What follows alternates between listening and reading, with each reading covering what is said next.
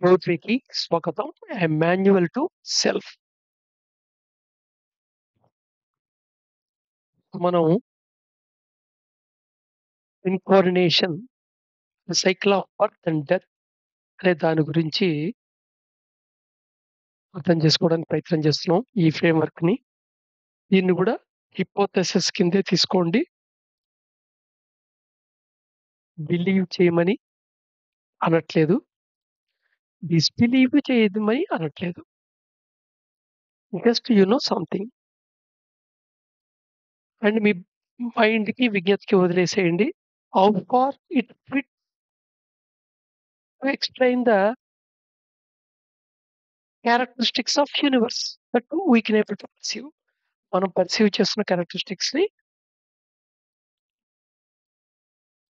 ఎంతవరకు ఇది అర్థం చేసుకోవడానికి ఉపయోగపడుతుంది ఈ ఫ్రేమ్‌వర్క్‌లో ఇదొక పార్ట్ అన్నమాట. ఒక పార్ట్ మనం పూర్తి చేసాం. అది పరబ్రహ్మం గురించి తెలుసుకోవటం. దాంట్లో ఈ విశ్వం ఎలా ఏర్పడింది, ఏంటి వీటన్నిటి గురించి మాట్లాడుకున్నాం. డిఫరెంట్ స్టేజెస్ గురించి, వాటి యొక్క స్వరూప స్వభావాల గురించి మాట్లాడుకున్నాం. సో, ఒకటి మటుకు మన ఎక్స్‌పీరియన్స్‌లో తెలుస్తోంది. మన పర్సెప్షన్‌లో ఏమిటంటే, ఈ సృష్టిలో ప్రతిదానికి ఒక స్టార్టింగ్ పాయింట్ ఉంది. కొంతకాలం అది ఎగ్జిస్ట్ అవుతుంది. తర్వాత అది లుప్తమైపోతుంది. ఇప్పుడు మనిషి పుడతాడు. కొన్నాళ్ళు ఎగ్జిస్ట్ అవుతాడు. మనం హ్మ్. బతున్నాడనే పదం చెప్పుకుంటాం దాన్ని ఆ పీరియడ్‌ని. నెక్స్ట్ చనిపోతాడు. తర్వాత వాడి శరీరంలో ఉండే అణుకటకాల రూపంలోకి ఈ విశ్వంలోకి వెళ్ళిపోతాడు. ఇదొక సైక్లిక్ ప్రాసెస్. సో, ప్రపంచంలోని అన్నీ మనకి సైక్లిక్ గానే కనబడుతుంటాయి. ఆ సైకిల్‌లో ఈ 3 ఫేజెస్ కనబడుతూనే ఉంటాయి. దీంట్లో నువ్వు పర్సీవ్ చేయగలిగే ఫేజ్ బర్త్ టు డెతే కాబట్టి, మళ్ళా డెత్ టు బర్త్ కూడా ఇంకొక ఫేజు సైక్లిక్ అవ్వాలంటే ఉండాలి కదా! సో, ఆ దుకాణంలో ఈ బుక్స్ తయారు చేయబడింది. ఇంకోటి ఈ సైకిల్స్ తీసుకుంటే వాటి పీరియడు, టైమ్ డ్యూరేషను డిఫరెంట్‌గా ఉంటుంది. ఒక దోమ జీవితకాలం ఎంత? ఒక ఏనుగు జీవితకాలం ఎంత? ఒక టార్టాయిస్ జీవితకాలం ఎంత? ఒక కీటకం జీవితకాలం ఎంత? ఒక మొక్క జీవితకాలం ఎంత? మనిషి జీవితకాలం ఎంత? అలాగే స్టార్‌కి జీవితకాలం ఉందా లేదా? స్టార్ ఏర్పడుతుంటాయి, స్టార్‌లు పోతుంటాయి తెలుసు కదా! స్టార్ ఎక్కడైతే నాశనమైందో అక్కడ బ్లాక్ హోల్ ఏర్పడుతుందని కూడా చెప్తారు. సో, దేర్‌ఫోర్ అలాగే గెలాక్సీ ఏర్పడటం, గెలాక్సీ పోవటం. ఇలాగా ప్లానెట్స్ ఏర్పడటం, ప్లానెట్స్ లుప్తమైపోవటం. అయితే అవి చాలా వాటి టైమ్ డ్యూరేషన్ చాలా ఎక్కువ కాబట్టి నీకవి శాశ్వతంగా కనపడుతుంటాయి. మొక్కలే శాశ్వతంగా కనిపిస్తుంటాయి గదా! వాటి లైఫ్ స్పాన్ ఎక్కువుంది కాబట్టి.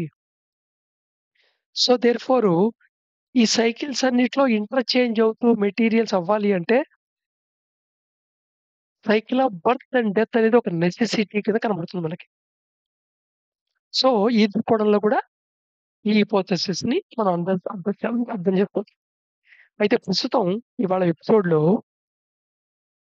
వే వేదాల్లో ఎక్కడ ఈ పునర్జన్మ గురించి ప్రస్తావన తీసుకొచ్చింది, దానికి సంబంధించిన విషయాన్ని అనేది చూద్దాం. ఎందుకనంటే నిన్న వీడియోలో లాస్ట్‌లో ఒకటి విషయం తెలుసుకున్నాం మనం. 84,00,000 యోనిలుంటాయి జన్మించటానికి. So, 84,00,000 kinds of total creatures, living creatures in the world ఫిగర్‌కి దగ్గరగా కుదురుతుంది. బయాలజీలో చెప్పే total number of species in the ఎర్త్‌కిను దీనికి.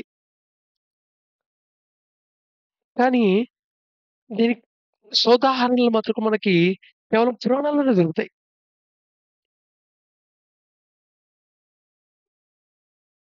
సో, ప్రామాణికం తీసుకుంటే వేదాలు అన్నిటికంటే ప్రామాణికమైనవి. వాటిని వివరిస్తున్నట్టు మనకు అర్థమయ్యే భాషలో వివరించడానికి ఏర్పడింది ఉపనిషత్తులు.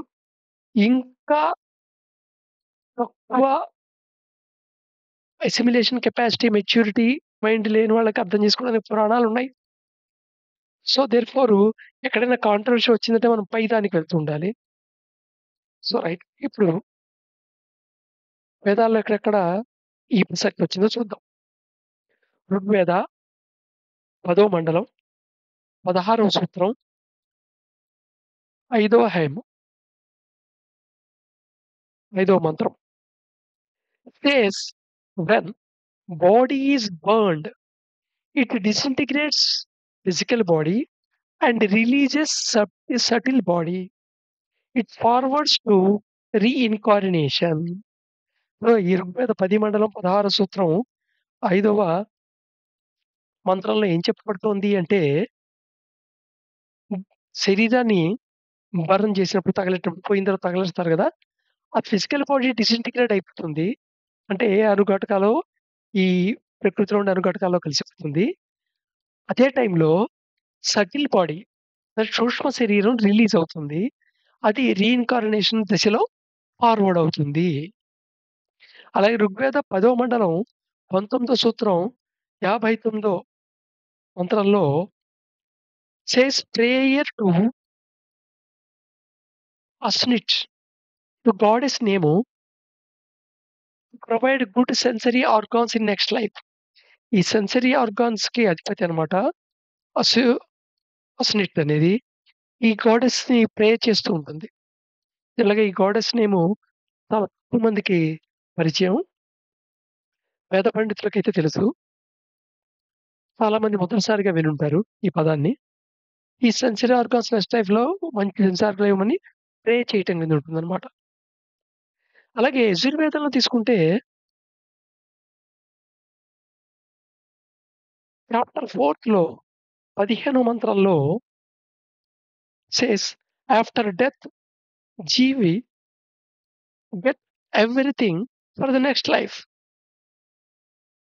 సో, దీంట్లో ఆ జీవి ఉందే ఆ నెక్స్ట్ లైఫ్‌లో ఏం కావాలో అవన్నీ పొందుతుంది అన్నట్టుగా ఉంటుంది. Get everything in next life. Death of జీవియే వలనే get everything for next life. ఒక రకంగా నెక్స్ట్ లైఫ్‌కి కావాల్సిన పదాలన్నీ ఈ డెత్ ద్వారాయే పొందుతాము అని. సో, ఒక రకంగా ఫిజికల్‌గా గూడా కరెక్టే ఇది. ఎందుకంటే మొత్తం జనాభా అంతా బతికేస్తూ ఉంటే ప్రపంచంలో కార్బను, ఫాస్ఫరసు, సల్ఫరు, నైట్రోజను ఈ మూలకాలకి డెఫిషియట్ వచ్చేదు. మళ్ళా వాళ్ళు పోతే అవి మళ్ళా వాతావరణంలో కలిసిపోతేనే మళ్ళా రీసైక్లింగ్ అవుతాయి.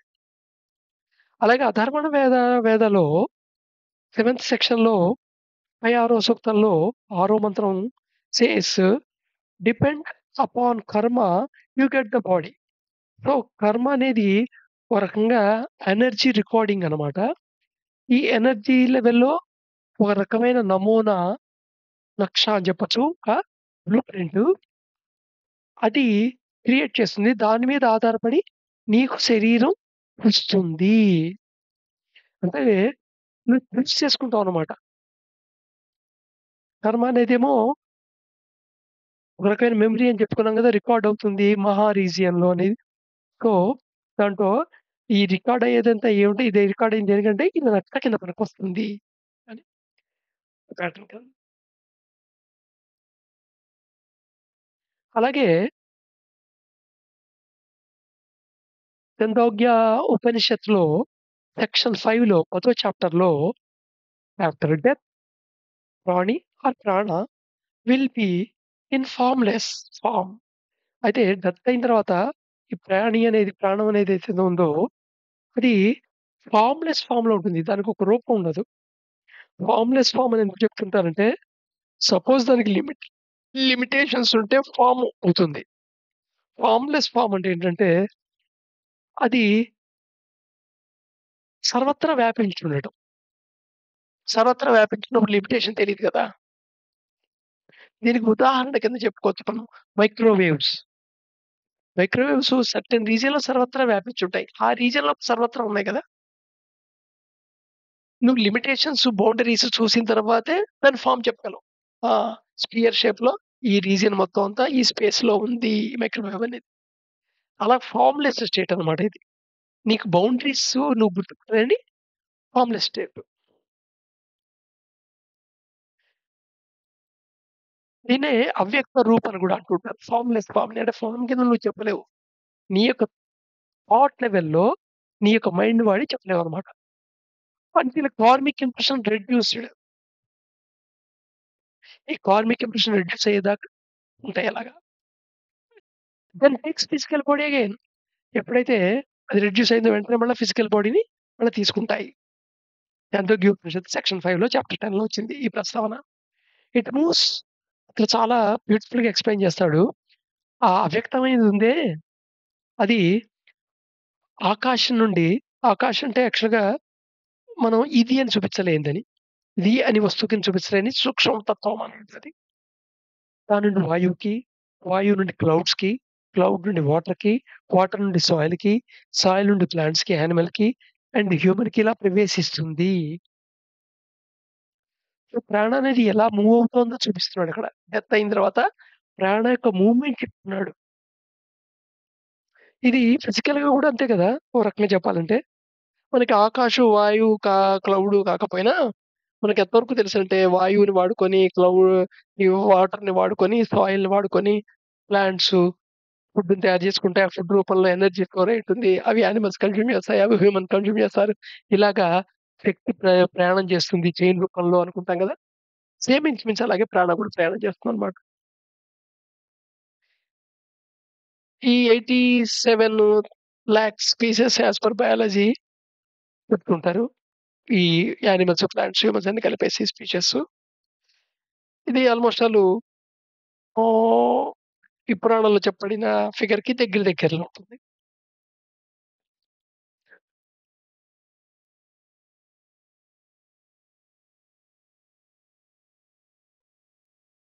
సో, ఈ కర్మిక్స్ ఎలా రెడ్యూస్ అవుతాయి అంటే, ఇక్కడ 3 చెప్తుంటారు. ఒకటి రోల్ ప్లే. నీ రోల్ ప్లే ఆధార బట్టి నువ్వు డ్యూటీ ఎలా చేస్తున్నావు అనే దాన్ని బట్టి. అలాగే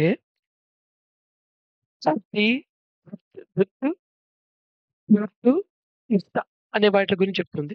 ఈ చాందోగ్యోపనిషత్తు. ఒకటి రోల్ ప్లేకి సంబంధించింది. రెండోది చారిటీకి సంబంధించింది. అలాగే రూట్‌కి సంబంధించింది. సో, నువ్వు ఏ రొటీన్స్ చేస్తావు? నీ చారిటీస్ ఏం చేస్తావు? సోషల్ సర్వీస్ ఏం చేస్తావు? నీ రోల్ ప్లేలో నువ్వు నీ ఓరియంటేషన్ ఏమిటి? ఇవన్నిటి బట్టి కర్మ రెడ్యూస్ అవుతుంది అని దానొక సూత్రంలో చెప్తుంది. ఈ కర్మ గురించి చెప్పుకుంటున్నప్పుడు ఈ role play, charity and routines గురించి క్లియర్‌గా మాట్లాడుకోవచ్చు. రేపు మళ్ళా చూద్దాం.